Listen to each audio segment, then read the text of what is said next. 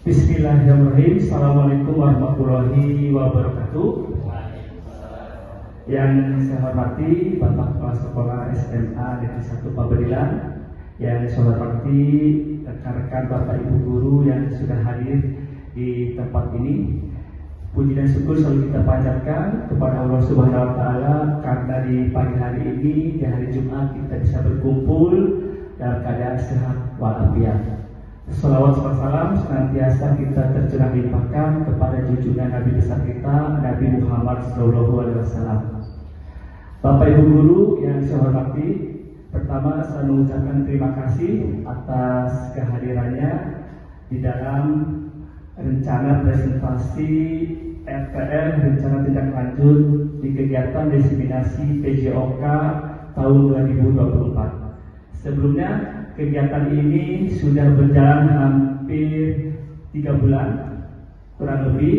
Di kegiatan RTL ini salah satu kegiatan yang di penghujung di kegiatan diseminasi PJOK tahun 2024. Di sini juga saya sudah izin ke Bapak Kepala Sekolah bahwasanya mau mempresentasikan RTL ini kepada rekan sejawat.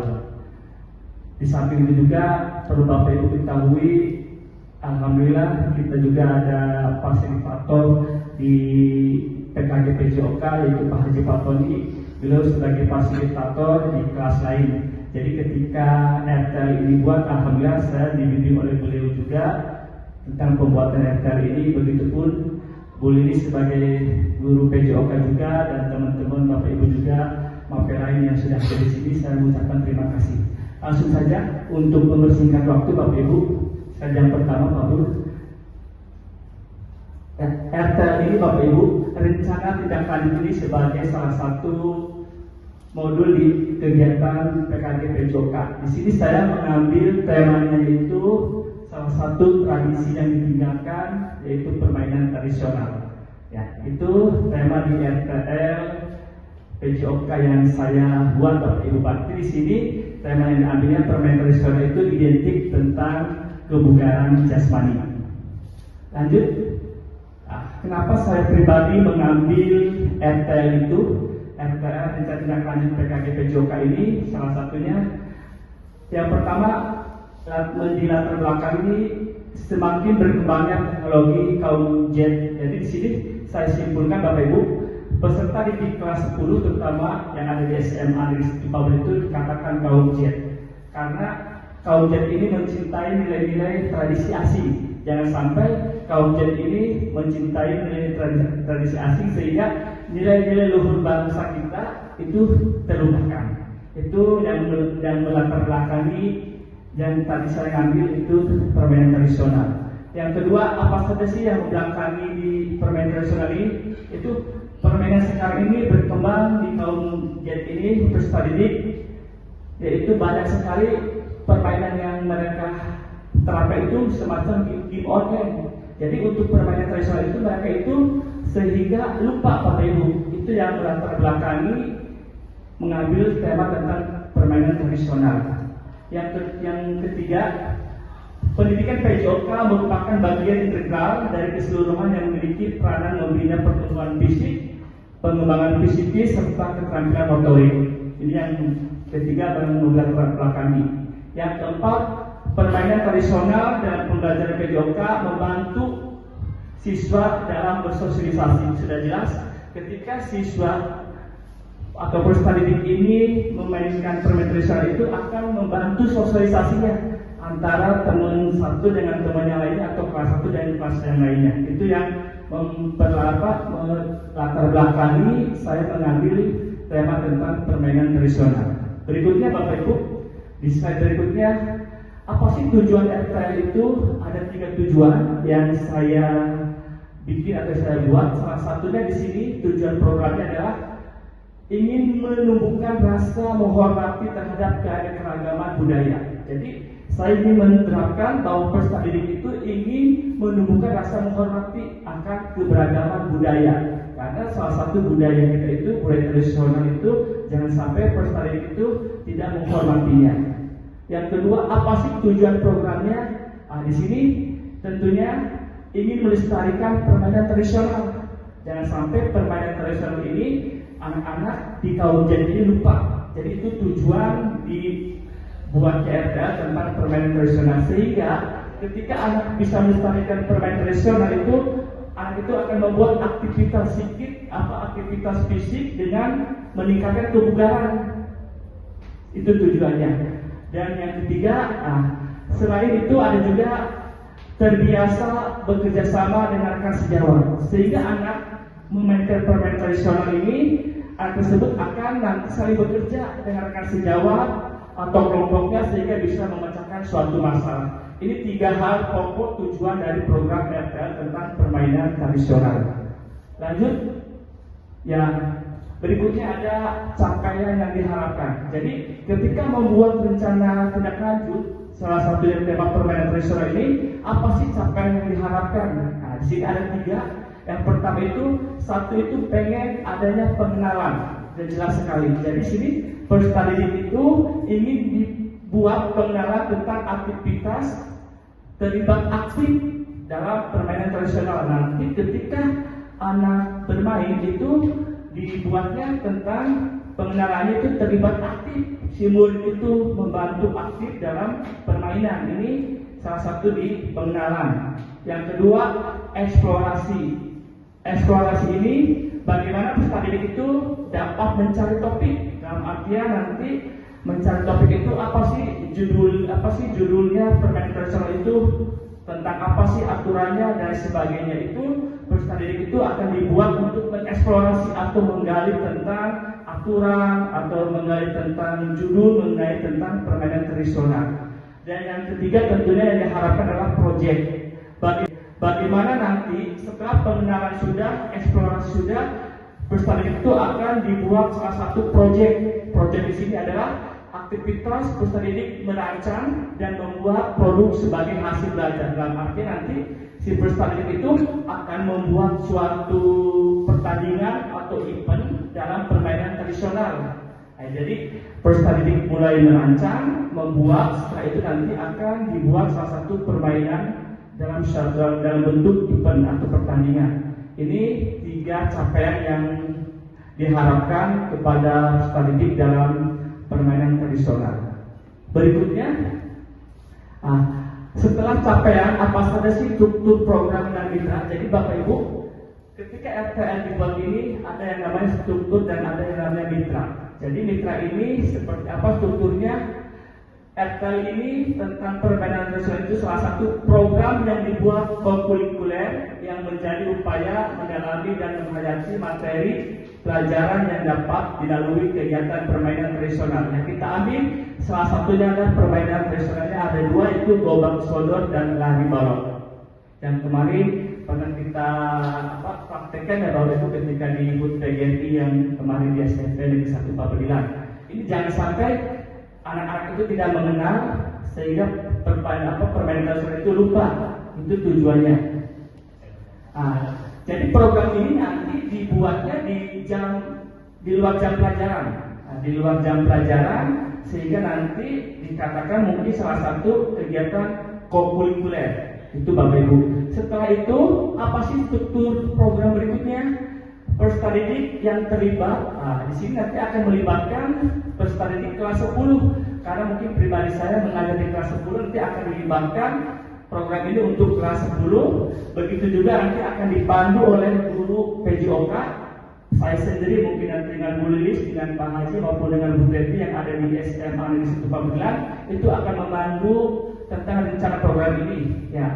Berikutnya apalagi sih yang terlibat? Tentunya guru mapel. Guru mapel salah satunya mengajar di kelas 10 pastinya akan terlibat, dan Bapak Ibu wali kelas di kelas 10. Ini salah satu struktur programnya. Setelah itu KBS ya. Nanti ketika program ini berjalan, nanti ada semacam kelompok belajar sekolah. Di sini kita sudah mempunyai komunitasnya, salah satunya Patriarkama yang terdiri dari unsur kepala sekolah, Wakasek, guru mapel dan kita semua. Setelah program ini dibuat berjalan, nanti ada yang sebagai fasilitatornya, kita dibikin suatu namanya KBS, kelompok belajar sekolah. Yang terakhir tentunya mitranya membuat program ini saya pribadi dengan wali kelas sudah jelas ya, sebagai koordinator dari masing-masing kelasnya. Nanti wali kelas juga sebagai koordinator di setiap kelas-kelasnya. Peserta didik tentunya maupun peserta didik berasal dari peserta didik kelas yang lain, itu maksudnya. Ini salah satu di struktur program dan mitra di RTL. Selanjutnya, slide berikutnya Pak. Nah, setelah itu RTL juga di program itu ada yang namanya aset yang dimiliki sekolah atau kelas. Jadi Bapak Ibu, dalam membuat program ini, program RTL ini, salah satunya itu ada aset. Aset sekolah ini merupakan modal utama yang perlu dioptimalkan untuk kemajuan program sekolah. Jadi setiap program sekolah perlu kita mengetahui yang namanya aset. Dalam aset permainan tradisional di RTL ini, saya mewakili dari 7 aset ini. Ada salah satunya aset politik, manusia, budaya, dan lingkungan. Nah, aset politik ini sangat penting dan perlu sekali untuk mengoptimalkan program sekolah. Setiap program sekolah pastinya melibatkan yang namanya aset politik. Apa itu aset politik? Aset di mana kita mempunyai seorang pimpinan, yaitu kepala sekolah, yang membuat kebijakan atau keputusan. Jadi kegiatan ini tentunya saya sudah izin kepada Bapak Kepala Sekolah. Ya, itu salah satu mungkin dikatakan aset politik. Begitupun nanti kegiatan RTL ketika berjalan itu tentu harus ada persetujuan Bapak Kepala Sekolah. Ini yang dinamakan dengan aset politik. Kebijakan maupun keputusan ada di Bapak Kepala Sekolah. Yang kedua ada aset manusia. Sudah jelas sekali, setiap program sekolah bisa berjalan ketika kita mempunyai mengoptimalkan yang namanya aset manusia. Ada Bapak Kepala Sekolahnya, ada gurunya, ada peserta didiknya, begitu ada tata usahanya. Jadi sini nanti yang berperan itu tentunya kebijakan kepala sekolah, gurunya, tadi ada guru mapelnya, ada guru PJOK-nya, maupun ada guru lainnya, tentunya ada peserta didiknya juga, dan ada tata usaha. Ini yang dikatakan salah satu aset manusia. Berikutnya ada budaya. Nah, di dalam RTL program tindak lanjut permainan tradisional ini mencakup namanya aset budaya. Nah, aset budaya itu dimana jangan sampai nanti ya tadi masalah apa anak-anak kita itu lupa akan pentingnya nilai-nilai budaya luhur kita, yaitu tentang permainan tradisional. Yang terakhir itu ada aset lingkungan. Nah, Bapak Ibu, kita mempunyai suatu lingkungan yang memadai, yang cukup dan yang luas. Ya, salah satunya dalam RTL ini ada yang namanya lapangan olahraga. Kita mempunyai lapangan olahraga bisa dijadikan nanti untuk permainan babak sodor dan lari balok itu. Kita kalau babak sodor itu sekitar ada 2 atau 3 nanti lapangan. Begitupun dengan lari balok, kita juga memiliki nanti lapangan sebelah itu lapangan bola voli. Begitupun aset lingkungan sarana prasarana yang lainnya, mulai dari internet, mulai dari yang lainnya. Ini salah satu Bapak Ibu 4 aset ini yang akan nanti diterapkan dalam RTL di permainan tradisional. Lanjut Pak. Ya. Setelah kita mengetahui aset apa aja yang dimiliki sekolah, pribadi juga tentunya membuat program yang salah satu itu rencana evaluasi. Jadi pribadi membuat rencana evaluasi terhadap permainan tradisional yang akan diterapkan. Salah satunya adalah dilaksanakan secara menyeluruh setelah pelaksanaan selesai. Ya, akan dilaksanakan secara menyeluruh atau evaluasi ketika pelaksanaan selesai. Setelah itu juga pribadi juga akan membuat umpan balik dari peserta didik ketika pelaksanaan itu sudah selesai. Nanti ada umpan balik yang pribadi sampaikan kepada peserta didik di kelas 10. Berikutnya rencana evaluasinya nanti pribadi juga akan membuat suatu dokumentasi berupa foto, video maupun catatan yang lainnya. Itu salah satu rencana evaluasi. Dan terakhir membuat kuesioner. Itu berbentuk bisa nanti angket ataupun wawancara. Itu juga nanti ada yang namanya di PJOK itu ada yang namanya TKJI, tes kesegaran jasmani Indonesia ya Bu? Pak, TKJI itu singkatan tes kesegaran jasmani, tes kebugaran jasmani Indo.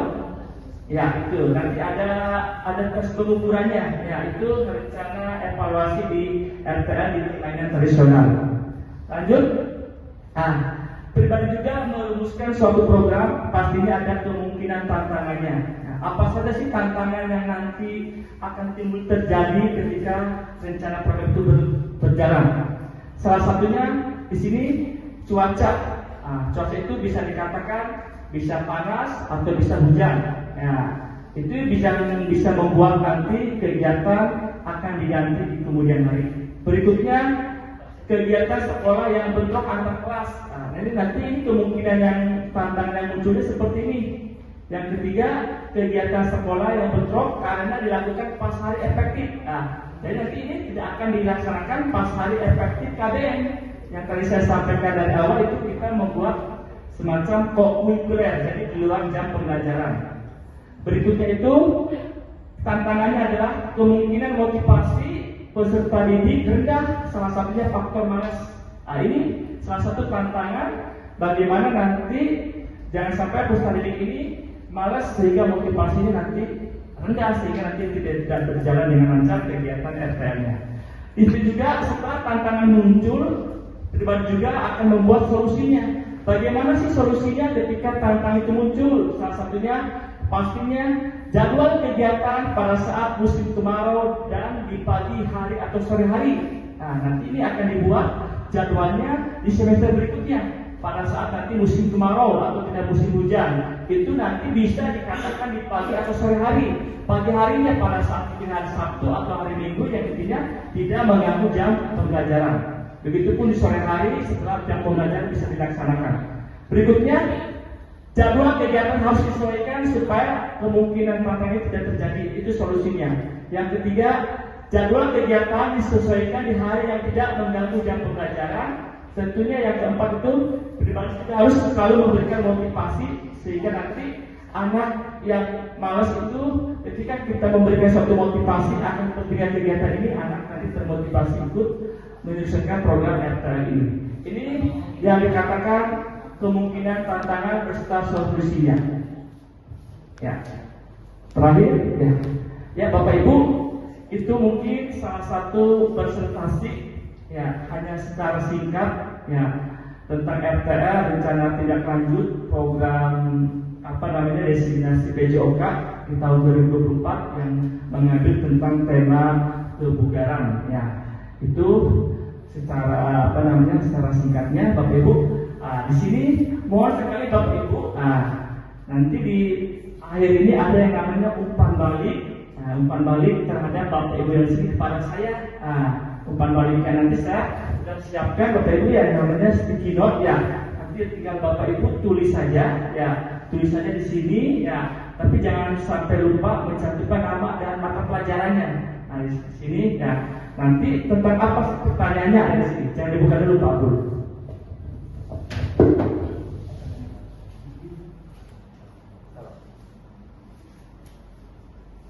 Pulpennya satu untuk semua.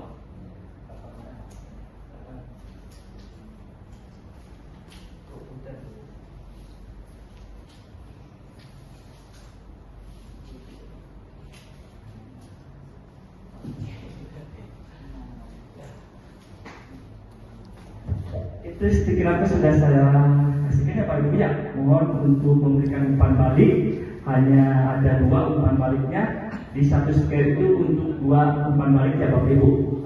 Mangga dibuka Pak Ibu. Nah ini Bapak Ibu mangga ya bisa dituangkan di sticky note itu.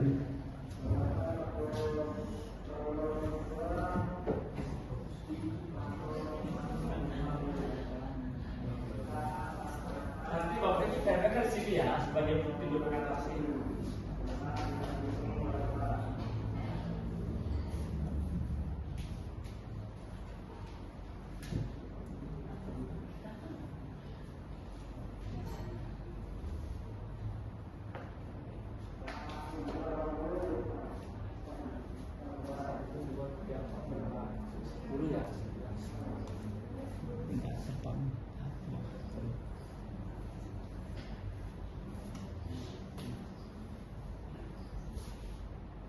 Sudah.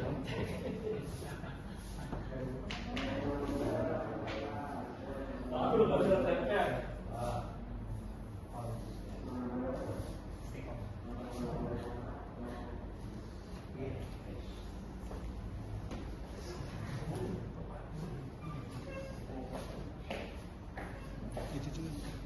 atas Pak, begitu.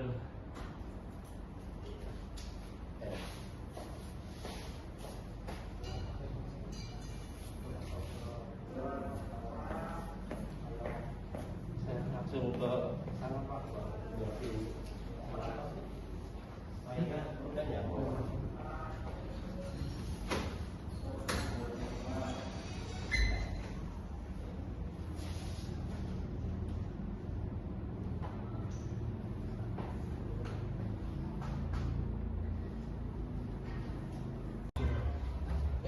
Cuman tadi aku menjelaskan dulu dengan telepon tidak tindak lanjut dari awalnya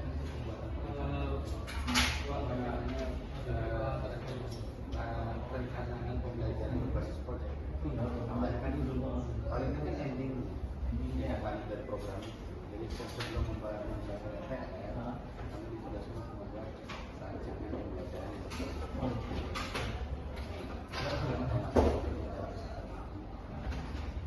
Ucapkan terima kasih atas kehadirannya, telah meluangkan waktunya.